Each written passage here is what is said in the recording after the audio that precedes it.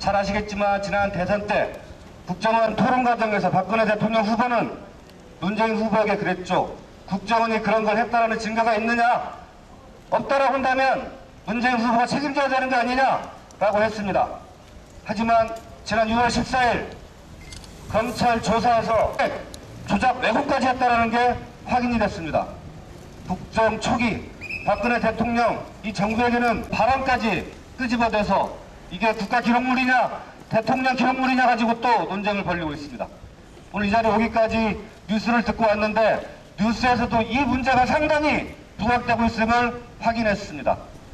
제 인천 지역 시민사회단체 오늘 한 60여 개가 됩니다만 이 문제 묵과할 수 없습니다.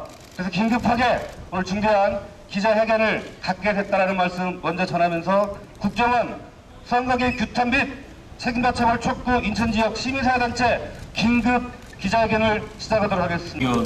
참 안 하는 게 우리가 편안하게 살면서 선거 정치 개입됐던 국정원의 행태 그리고 이거를 축소 은폐하기 위해서 김용판 서울경찰청장이 보여줬던 여러 가지 작태들 뿐만 아닙니다. 청와대 법무부 장관 그리고 검찰총장 3자는 국정원이 이런 개입 사실을 은폐하고 또 숨기기 위해서 가진 노력들을 해왔던 것을 온 국민이 따를 바가 있겠습니까?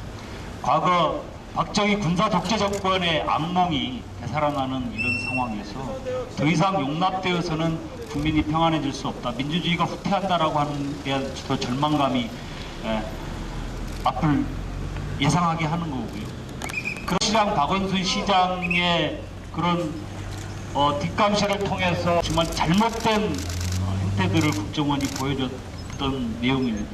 저는 더 황당한 게 이런 문제에 대해서 다 행정부 수반을 맡고 있는 박근혜 대통령을 지적하지 않을 수 없습니다.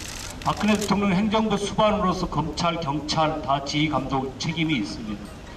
그런데 미국 가서 GM 사장을 만나가지고 체불임금으로 우리는 규정하고 있습니다. 관여하지 말아야 될 사법부에 대해서는 GM 사장에게 내가 가서 풀도록 하겠다라고 얘기하고 자기가 수장으로서 책임지고 풀어야 될 행정부 진실을 이렇게 은폐하고 한다라고 하면 저는 퇴진하는 게 맞지 않나 생각하고 있습니다. 국정조사 갖고 되지도 않습니다. 한데 도움을 주고 협조해주고 이런 게 민주주의의 우리나라 민주주의의 현실이란 말입니까?